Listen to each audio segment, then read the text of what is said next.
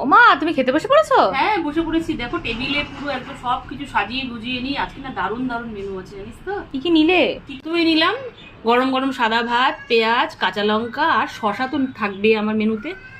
আর একটা দারুণ আইটেম নিয়েছি জানিস তো, আজকে তো জ্বর জ্বর সর্দি সর্দি মুখ, নিয়েছি ঝাল ঝাল করে মানকচু বাটা, একদম কাঁচা করেছি। এটা খেলে না এই জ্বর জ্বর মুখে না দারুণ লাগবে।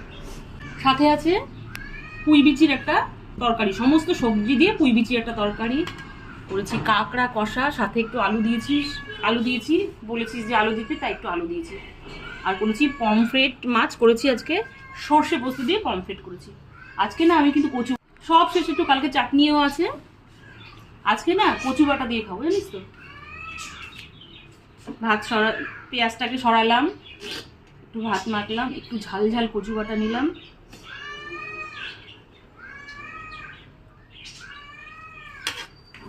দা